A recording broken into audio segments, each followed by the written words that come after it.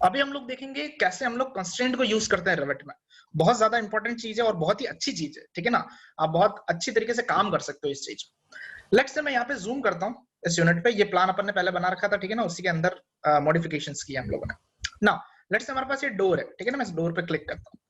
अगर इस डोर को मुझे मूव करना है तो मेरे पास एक सिंपल बाय डिफॉल्ट मूव की कमांड आ जाती है, I can move it here and there, ठीक है ना। मैं इसको जैसे अगर मूव करना चाहूँ तो मैं इसको इधर उधर मूव कर सकता हूँ इस डोर को। लेट्स से मैं चाहता हूँ कि ये जो वॉल का यहाँ पे कॉलम का फेस है ना, मैं उसके रेस्पेक्ट में इस डोर को किसी एक डिस्टेंस पे रखना चाहता हूँ। तो मेरे पास तरीके होते हैं उसको करने के। जैसे जब मैं इस पर क्लिक करूंगा ना तो मेरे पास टेम्पररी डायमेंशन ऑन हो जाती है। ये ब्लू कलर के जो डायमेंशन दिख रहे हैं ना, ये इनमें छोटे छोटे बबल्स है। तो मैं इस बबल को ऐसे पकड़ के ऐसे कर्सर को इस वॉल के फेस पे ले जाके स्नैप करवा सकता हूँ। अगर मैं छोड़ूंगा तो मेरे पास डायमेंशन आ जाएगी। ये चीज मैंने तुमको पहले भी वैसे बताई है। तो तुम इस पे टेम्पररी डायमेंशन पे एक बार क्लिक करके यहाँ पे कुछ भी डायमेंशन लिख सकते हो जिसपे तुमको फिक्स करना है। लेट्स से मैं 600 mm पे इसको फिक्स करना चाहता हूँ। 600 लिखूंगा, एंटर मार दूंगा। 600 पे क्या हो गया, फिक्स हो गया ना। देखो यहाँ पे एक नीचे छोटा सा एक सिंबल और आ रहा है, दैट इज एक लाइन जैसा। अगर मैं इसके ऊपर कर्सर रखता हूँ तो बोलता है make this temporary dimension permanent. अगर मैं इस पर क्लिक करूंगा ना तो ये एक एनोटेशन जैसे फिक्स हो जाएगा। 600 mm पे ये चीज क्या होगी, फिक्स हो गई। अब अगर कल को मैं इस वॉल को मूव कराता हूँ यहाँ से, या इस कॉलम को मूव कराता हूँ, ठीक है, जैसे मैं इस कॉलम को मूव कराऊंगा तो that thing will move itself. अगर मैं इस पे क्लिक करके, सॉरी लॉक करना भूल गया मैं, डायमेंशन पे क्लिक करके यहाँ लॉक कर देना ना। अगर आप इस कॉलम को मूव करते हो तो आपका क्या होगा, डोर उसके साथ में मूव होगा। Why, this thing is lock. Lock करना भूलना मत, कंस्ट्रेंट में सबसे मेन चीज होती है लॉक करना, ठीक है। सो डायमेंशन पे क्लिक करना और यहाँ पे एक लॉक की बटन आती है, आप उसको लॉक अनलॉक कर सकते हो। आप लॉक कर दोगे that means that thing will stay there in regards of that thing that you have previously selected. तो हमने वॉल के फेस को सेलेक्ट किया था तो वो उसके साथ सेलेक्ट हो जाएगा, as simple as. Let's say इधर आते हैं हम लोग। ये विंडो है मेरे पास, ठीक है। मैं इस विंडो पे क्लिक कर रहा हूँ और मैं चाहता हूँ कि ये जो विंडो है ना, इस ऑफिस, ये जो भी ऑफिस का मेरे पास एरिया है, इसकी जो वॉल्स की इनर फेस है, इनर फेस, इस इनर फेस से लेके इस इनर फेस की जो डिस्टेंस है उसके एकदम सेंटर में रहे ये विंडो। इस रूम के सेंटर में रहे। अभी सेंटर में है नहीं, आप देख सकते हो थोड़ा सा राइट हैंड साइड में घूम रही है। तो इसको करने का एक तरीका है, वो होता है एनोटेशन। एनोटेशन कहां से आता है, अगर आप एनोट ऊपर यहाँ पे एनोटेट रिबन में जाओगे और एनोटेट ऑप्शन में जाओगे तो आपके पास अलाइन, लीनियर, एंगुलर और अलग तरह के एनोटेशन है। और एनोटेशन के बारे में अपन आगे पढ़ेंगे। अभी हाल फिलहाल के लिए मैं एक लीनियर एनोटेशन लेना चाहता हूँ। नहीं तो आप लोग ये क्विक एक्सेस टूल बार में आप यहाँ देखो एक अलाइन डायमेंशन करके आप यहाँ से भी ला सकते हो, जिसका शॉर्टकट होता है DI, ठीक है ना। तो आप यहाँ से ले लो, ठीक है। और मैं इस इनर वॉल पे क्लिक करता हूँ, फिर इस इनर वॉल पे क्लिक करता हूँ और फिर मैं विंडो के बीच में क्लिक करता हूँ, ठीक है, क्योंकि मैं चाहता हूँ विंडो क्या सेंटर में आ जाए उस वॉल के। तो मैं यहाँ सेंटर पे क्लिक करूंगा और फिर मेरे कर्सर को बाहर ऊपर ले जाके जहां पे भी मुझे रखना है इस डायमेंशन को, वहां में एक बार और क्लिक कर दूंगा, ठीक है। अब जैसे क्लिक करूंगा तो मैं देख सकता हूँ लेफ्ट हैंड साइड वाले फेस से ये 1776 mm पे है और राइट हैंड साइड से 1450 mm पे है। जिसका मतलब सेंटर नहीं है ये, ठीक है ना, मतलब एकदम इक्वल नहीं है। तो अगर इक्वल करना है तो ऊपर देखो एक EQ करके ऑप्शन आ रहा है, उसके ऊपर यू कैन से एक क्रॉस लगा हुआ है। अगर आप इसको क्लिक करोगे तो वो उसको इक्वल कर देगा। तो इसने इसको इक्वल कर दिया और यहाँ पे EQ लिखा हुआ है। तो कभी आपके पास रिवर्ट की फाइल आए और वहां पे ऐसे EQ लिखा हुआ है, दैट मीन समझ जाना वो कोई चीज जो है ना वो आसपास की चीजों से इक्वल डिस्टेंस में। तो ये वॉल क्या हो गई, सेंटर हो गई। आप फिर से इसको लॉक कर देना यहाँ से, ठीक है। सो एस की अगर बाद में कोई दिक्कत हो तो ये चीज मूव ना हो, ठीक है ना। अगर ये वॉल्स मूव होगी तो ये भी साथ में मूव होगा, ठीक है। तो ये बहुत अच्छा तरीका होता है। लेट्स से मैं एक बार एस्केप दबा देता हूँ, ठीक है। 2 बार एस्केप दबाया ताकि बाहर आ गया मैं पूरा पूरा। नाउ लेट्स से इसके जस्ट सामने की तरफ एक विंडो और है, ये यहाँ पे एक विंडो, ठीक है। पर ये थोड़ी सी क्या हो रही है, उससे अलाइन नहीं है, थोड़ी सी साइड में है ये वाली विंडो। मैं चाहता हूँ ये दोनों के दोनों एक लाइन में आ जाए। देखो गाइस, ध्यान रखना जब भी आप लोग कोई भी ड्राफ्टिंग करते हो, मॉडलिंग करते हो, अपने बिल्डिंग में जितनी ज्यादा सिमेट्री रख सको ना गाइस, उतनी ज्यादा सिमेट्री रखना। इससे क्या होगा ना, बिल्डिंग को भी फायदा होता है और सामने वाला जो बंदा जब कंस्ट्रक्शन कर रहा होगा उसको भी बहुत फायदा होगा, ठीक है।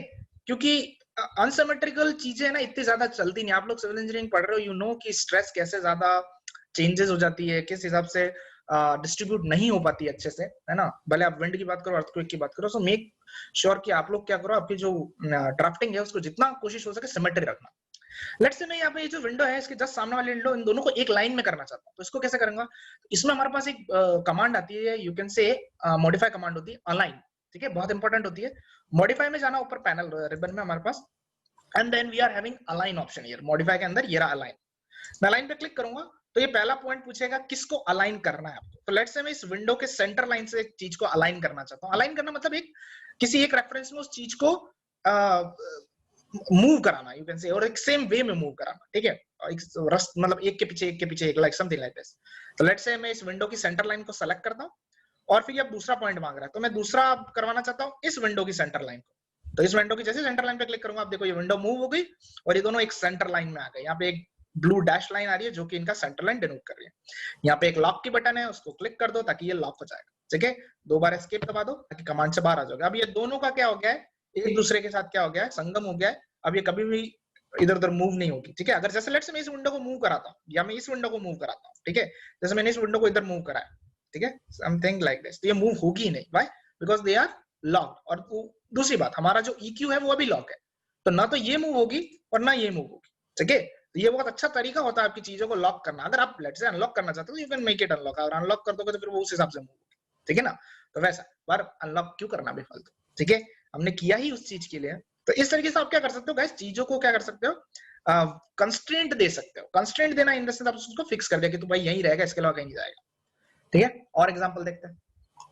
इधर लेफ्ट में हमारे पास 3-4 रूम है। यहाँ पे 1 2 3 4, ये चारों की जो यू कैन से विड्थ है, रूम की जो विड्थ है वो थोड़ी अलग अलग है। इसकी विड्थ कुछ अलग है, ये थोड़ा बड़ा है। और लेट्स से अगर आप चाहते हो ये सारी सेम विड्थ पर है तो उसको भी आप ये EQ कमांड से यूज कर सकते हो। ठीक है ना, कैसे कर सकते हो, वही मैं एनोटेट में जाऊंगा यहाँ ऊपर। ठीक है ना, align dimension that is DI दबाऊंगा। इस वॉल की मैं थोड़ा सा जूम कर लेता हूँ। इस वॉल की मैं सेंटर लाइन पकड़ने की कोशिश करता हूँ। ठीक है, चलो सेंटर लाइन नहीं आ रही, कोई बात नहीं, अपन इनर पकड़ लेते हैं। इनर से लेके लेट्स से मैं यहाँ पे इसकी इनर पकड़ ली मैंने। ठीक है, एस्केप दबा देते हैं। एक बार मैं फिर से आता हूँ, कहाँ गया, that is your annotate.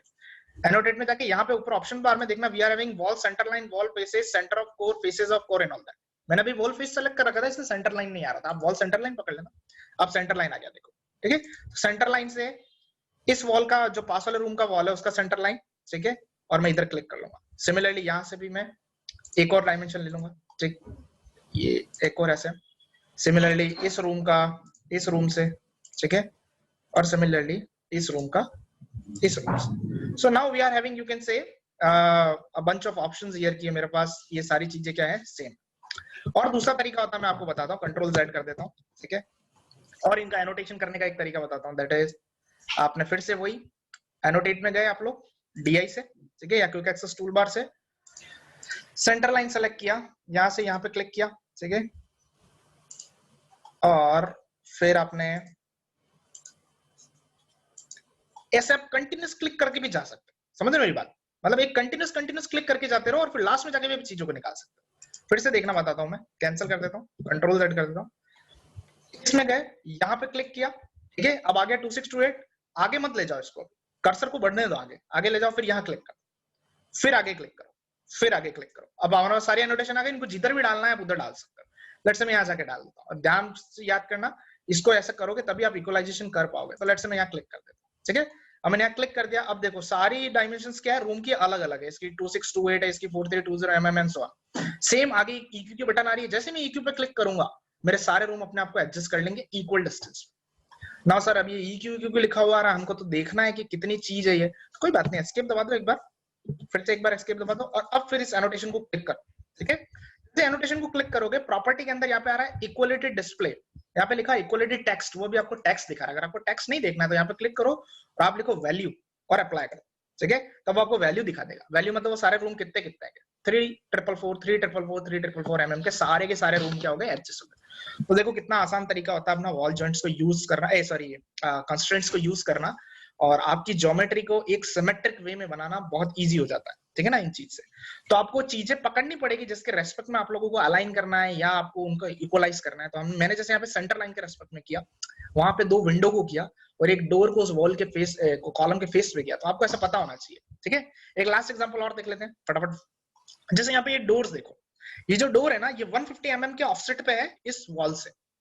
Similarly ये डोर 106 पे है, ये 183 पे है, और ये सिर्फ 19 पे है। ठीक है, तो अगर मैं चाहता हूँ कि सारे के सारे डोर सेम एक ऑफसेट पे रहे, लेट्स से इस 150 के ऑफसेट पे रहता है, ठीक है, तो अपन वो कैसे कर सकते हैं, क्योंकि देखो मैं फिर से कह रहा हूँ, सिमेट्री रहेगी तो बनाने में आसानी होगी। ठीक है ना, इंसान को भी बनाने में आसानी होगी, और वहां के उस बंदा जब चीज वो बन जाएगी उसको यूज करने में भी एक पॉजिटिव, एक अच्छी फीलिंग आती है, प्लांट फीलिंग आएगी। ठीक है ना, लेट्स से मैं इस 150 के डायमेंशन को सेलेक्ट करता हूँ। तो मैं जैसे सेलेक्ट करूंगा, आप यहाँ मॉडिफाइड डायमेंशन में देखो हमारे पास लेबल नाम की एक चीज आ रही है। तो यहाँ पे एक आता है क्रिएट पैरामीटर और सब। अगर मैं इस ड्रॉप डाउन पे क्लिक करूं तो मेरे पास अभी कुछ भी नहीं है, ठीक है ना, कुछ लेबल नहीं बना हुआ। लेट्स से मैं इस 150 mm को एक लेबल दे देता हूँ, मैं इस पर क्रिएट न्यू पैरामीटर पे क्लिक करता हूँ, मेरे पास एक विंडो आ जाएगी, ठीक है ना, I am having a window here. यहाँ पे मैं एक नाम लिख देता हूँ, लेट्स से मैं लिख देता हूँ डिफॉल्ट डोर ऑफसेट, ठीक है, और मैं इसको ओके कर देता हूँ। मैंने क्या कहते हैं, ये जो 150 mm है ना, ये किसी एक पास की वॉल के रेस्पेक्ट में 150 mm फिक्स हो गया इस पैरामीटर के अंदर, ठीक है।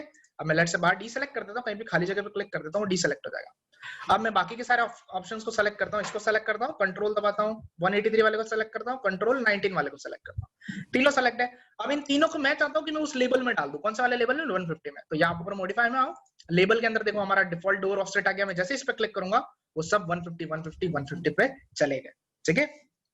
यहाँ पे एक पेंसिल की बटन आती है हमारे पास आगे, अगर इस पेंसिल की बटन पे मैं क्लिक करूंगा, या ये मैं यहाँ पेंसिल की बटन पे क्लिक करता हूँ, तो मेरे पास एक बॉक्स खुल जाएगा ग्लोबल पैरामीटर्स करके, और उसमें लिख रखा है डिफॉल्ट डोर ऑफसेट, जो मैंने लेबल अभी जस्ट बनाया था, उसकी वैल्यू यहाँ पे 150, आप 150 को चेंज भी कर सकते हैं। लेट्स से मैं 300 लिख देता हूँ और मैं इसको ओके कर देता हूँ, सब 300 300 300 पे हो गए। तो देखो कितना अच्छा तरीका है चीजों को चेंज करने का, ठीक है।